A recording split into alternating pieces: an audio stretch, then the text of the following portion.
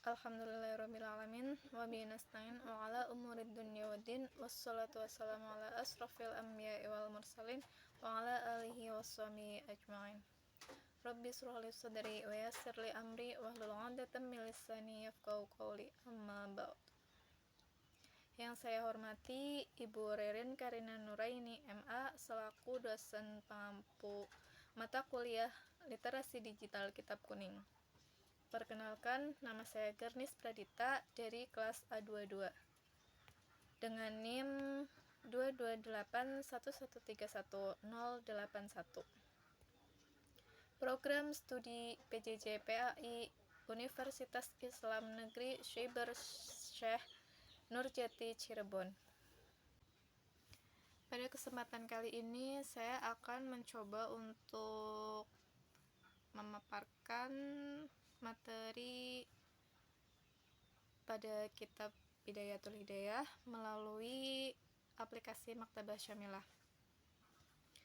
Pertama-tama kita membuka Maktabah Syamilah terlebih dahulu. Setelah itu kita mencari kitab dan mencari materinya. Pada kesempatan ini saya akan mencoba untuk membahas tentang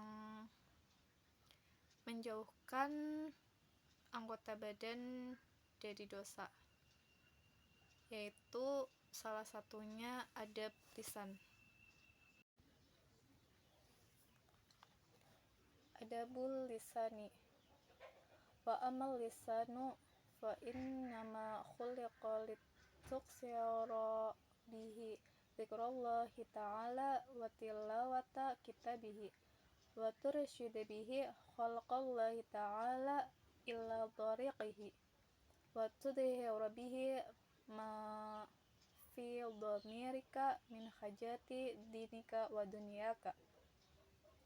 Adapun lisan, ia diciptakan agar dengannya engkau bisa memperbanyak mengingat Allah Ta'ala dan membaca kitabnya, dan dengannya dapat menunjukkan makhluk Allah ke jalannya, serta mengungkapkan apa yang ada di hatimu dari kebutuhan agama serta duniamu. Wa idza sta'maltahu fi khairi ma khuliqa lahu faqad kafarta bi ni'matillahi ta'ala fihi wa huwa aghlabu a'dha'ika 'alaika wa 'ala sa'iril khalqi wa la yakubbun nasa finnari 'ala manakhirihim illa haswa'idu al-sinatihim. Apabila engkau mempergunakannya di selain tujuan penciptaannya, maka berarti engkau mengkufuri nikmat Allah yang ada padanya.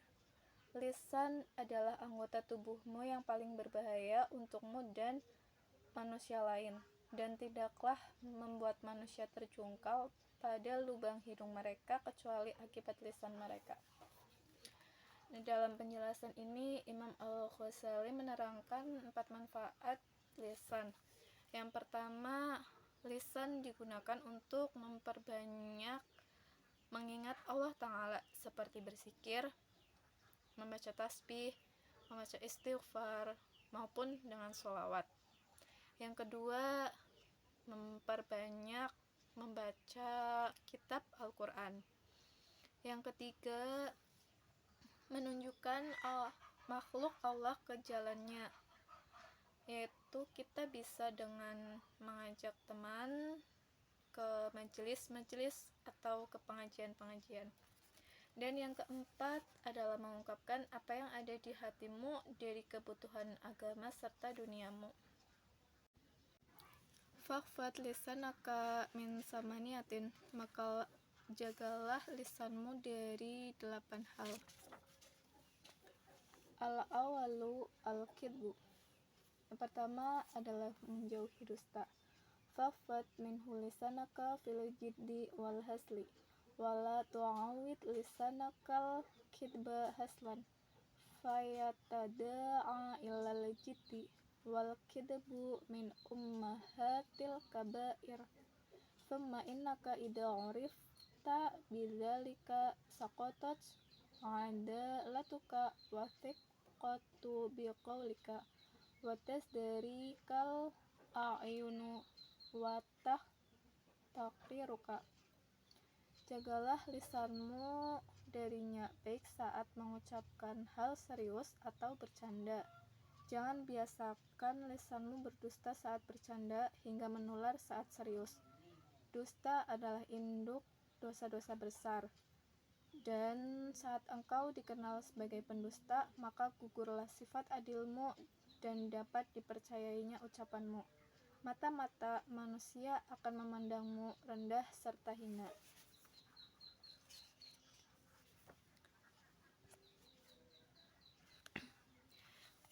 Dalam penjelasan ini, kita belajar berkaca pada orang lain. Perhatikanlah saat ada orang yang berdusta pada kita. Apakah kita merasakan rugi? Apakah kita akan marah? Apakah kita memintanya agar tidak mengulanginya lagi? Maka begitulah yang terjadi pada saat kita berdusta pada orang lain. Maka dari itu, hendaknya kita dapat belajar tanpa harus mencoba berdusta kepada orang lain. As-sanil khalfu fil wa'di. Kedua adalah menjauhi sifat tidak menepati janji. Wa iyyaka an ta'ida bi syai'in wa la tafi bihi. Bal yanbaghi ayyakuna ihsanuka ilan nasi fi'alan biqaulin. Jangan sampai engkau menjanjikan sesuatu dan engkau tidak menepatinya. Bahkan sebaiknya sikap baikmu pada manusia adalah berupa perbuatan tanpa mengumbar janji-janji. Nabi Muhammad SAW bersabda, ada 3 hal yang barang siapa ketiga hal itu ada padanya, maka ia menyerupai orang yang munafik meskipun ia berpuasa dan sholat. Ketiga hal itu adalah orang yang apabila ia berkata, dia akan berdusta. Lalu orang yang berjanji, dia akan mengingkari. Lalu orang yang dipercaya, maka dia akan berkhianat. As-salisul khibatu. Yang ketiga, menjauhi khibah atau bergosip. Faghfir lisanaka anha. Wal khibatu asyaddu min salasina saniyatan fil Islam. Kadzalika wa radil fil khabari wa ma'nal khibati an tadhkura insana bima yaqrihuhu law sami'ahu fa anta mughtabun dhalimun wa in kunta shadiqan. Maka jagalah lisanmu darinya. Bergosip dosanya lebih berat dari 30 perbuatan zina dalam Islam. Begitulah keterangan dalam hadis. Dan makna bergosip adalah engkau menyebut sesuatu tentang seseorang dan andai ia mendengarnya maka ia membencinya. Apabila melakukan hal itu, engkau adalah orang yang bergosip sekaligus berbuat zalim meski mengatakan hal jujur. Imam Nawawi menambahkan keterangan tentang pengertian ghibah. Ghibah itu menyebut apa yang dibenci orang, tidak hanya soal mengucapkannya saja, tetapi bisa dengan menuliskan, membuat simbol, atau memberi isyarat. Ghibah sebagai setiap yang membuat orang lain paham tentang kekurangan orang muslim, baik pada tubuh, nasab, akhlak, perilaku, ucapan, agama, dunia, sampai pada baju, rumah, bahkan kendaraan dan yang lain sebagainya. Ar-rabi'u wal mira'u wal jidalu wa munaqashatul nasi fil kalami. Yang keempat adalah menjauhi saling membantah, berdebat, serta berbicara terlalu tinggi dengan orang-orang. Faqad qala sallallahu alaihi wasallam man tarakal mi'ra'a wa huwa mubtilun banallahi lahu baitan fi rubtil jannati wa man tarakal mirata wa huwa muhiqqum banallahu lahu baitan fi a'lal jannati. Nabi Muhammad SAW bersabda, barang siapa meninggalkan adu mulut sementara ia tahu sedang ada pada kebatilan, Allah akan membangun untuknya sebuah rumah di kanan kiri surga. Dan barang siapa meninggalkan adu mulut sementara ia berbuat benar, maka Allah akan membangunkan untuknya rumah di surga tertinggi. Pada zaman sekarang sering kita temukan orang-orang yang menyampaikan kebenaran dengan membabi buta tanpa memilah dan memilih cara yang dilakukan serta melihat kondisi yang ada. Hal inilah kadang yang melatar belakangi timbulnya saling membantah, berdebat, dan berbicara terlalu tinggi. Menyampaikan sebuah kebenaran atau memberikan nasihat adalah mengajak orang lain pada kebaikan. Namun, hal itu tidak tepat jika dengan sengaja kita membuat orang yang misal kita nasihati itu marah dan merasa dipermalukan. Adab dalam menasihati itu ialah tidak di tempat umum, karena jika di tempat umum maka itu sama dengan kita mempermalukannya, bukan menasehati. Al-khamisu tazkiyatun nafsi. Yang kelima adalah memuji diri sendiri. Faqad qala Allah Ta'ala fala tuzakku anfusakum huwa a'lamu bimanittaqwa.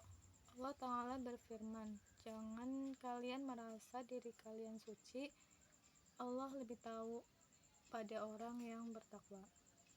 Wa qila li ba'dil hukama'i masidqul qabihu faqala sana'ul mar'i 'ala nafsihi fa iyyaka an tata'awwada dzalika. Ada sebuah pertanyaan diberikan pada sebagian ahli hikmah. Apa itu jujur yang buruk? Lalu mereka menjawab, seseorang yang memuji dirinya sendiri. Ketahuilah bahwa memuji diri sendiri akan mengurangi derajatmu di mata manusia dan membuat dirimu dibenci oleh Allah Ta'ala. Imam Nawawi juga mengutip keterangan Imam An-Nawawi bahwa menuturkan kebaikan pada diri sendiri terdiri dua macam, yaitu yang tercela dan terpuji. Yang tercela adalah yang bertujuan angkuh, memperlihatkan keunggulan diri serta perbedaan dengan lain dan semacamnya. Sedangkan yang terpuji adalah yang berdasarkan maslahah atau kebaikan yang berbau agama. Semisal ia adalah seorang yang amar ma'ruf nahi mungkar, orang yang memberi nasihat, yang menunjukkan pada kebaikan, pengajar, pendidik, dai, mendamaikan dua orang yang bertikai, menghindarkan dirinya dari keburukan serta alasan lainnya. As-sadisu al-la'nu. Yang keenam adalah menjauhi ucapan melaknati. Fa iyyaka antal ana syai'an mimma khalaqallahu ta'ala min hayawanin aw ta'amin aw insanin bi'ainihi. Maka jangan sampai engkau melaknati makhluk-makhluk Allah, baik itu hewan, makanan, atau diri manusia. Imam Al-Ghazali menerangkan tentang tidak diperbolehkannya melaknati satupun makhluk Allah, meski itu hewan maupun makanan. Tidak ada untungnya kita melaknati sesuatu. Justru dengan melaknati, kelak kita akan dimintai pertanggungjawaban. As-sabi'u an-du'a'u 'ala khalqi. Yang ketujuh adalah menjauhi mendoakan buruk pada makhluk.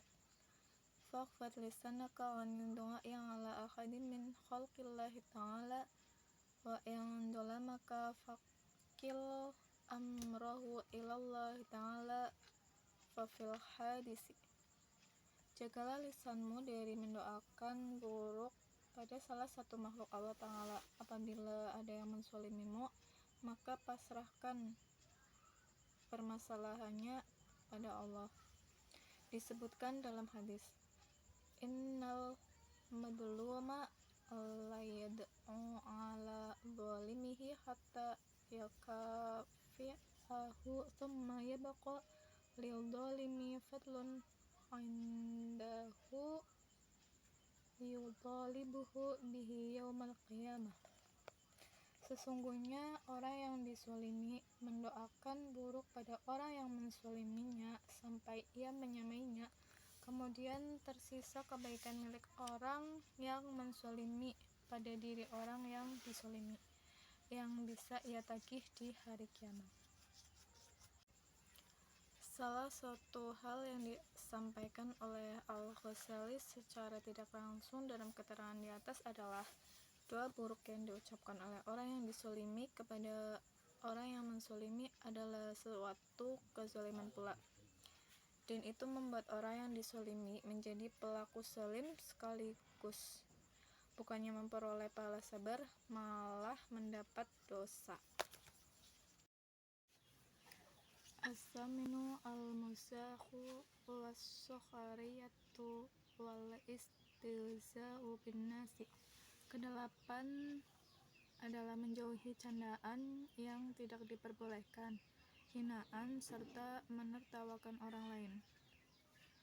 Fahfad lisanaka minhu fil jiddi wal hasli fa innahu yuriqu ma'al wajhi wa yusqiyatul mahabah wa yastajirul wahsyah wa yu'adil quluba wa huwa mabda'ul lajaji wal khadib bi wat tasarum wa yaghrisul hiqda fil qulubi fala tumasih ahadan fa in masahaka ahadun fala tujibhu wa arid anhum hatta yakhudu fi hadisin khairihi wa kum minal ladina idza marru billahwi marru kiraman. Maka jagalah lisanmu darinya, baik tatkala serius maupun tidak serius. Ketiga hal tersebut menghilangkan air wajah, menjatuhkan kewibawaan, membuat sedih hati, serta dapat menyakiti hati. Ketiganya adalah awal permusuhan, kebencian, memutus tali silaturahim, serta menanamkan dendam pada hati. Jangan bercanda dengan candaan yang dilarang pada satu orang pun. Kalau ada yang mengajakmu melakukan hal itu, maka janganlah menjawabnya. Berpalinglah dari mereka sampai sibuk membicarakan selainnya. Jadilah orang yang ketika melewati hal yang sia-sia, maka lewat layaknya orang yang mulia. Imam Nawawi menerangkan bahwa candaan yang tidak diperbolehkan adalah candaan yang dilarang oleh syariat.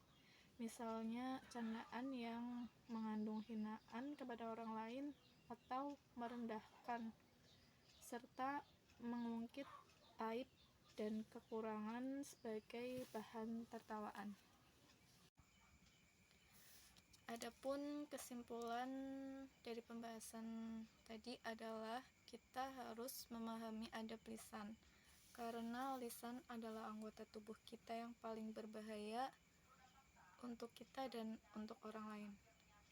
Dari materi tersebut, kita belajar untuk menggunakan lisan kita dalam hal-hal yang baik, seperti memperbanyak zikir, istighfar, maupun sholawat, membaca kitab Al-Quran, menunjukkan makhluk Allah ke jalannya, serta tidak menggunakan lisan kita untuk berdusta, ingkar janji, ghibah, berdebat, memuji diri sendiri, melaknati sesuatu, mendoakan buruk pada makhluk Allah yang lain, serta bercanda yang merujuk pada hinaan atau yang dilarang oleh syariat.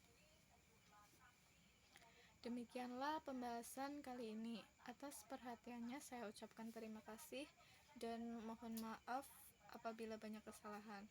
Semoga apa yang dibahas membawa manfaat untuk kita, terutama untuk saya pribadi. Allahul muwafiq ila aqwamit thoriq. Wassalamualaikum warahmatullahi wabarakatuh.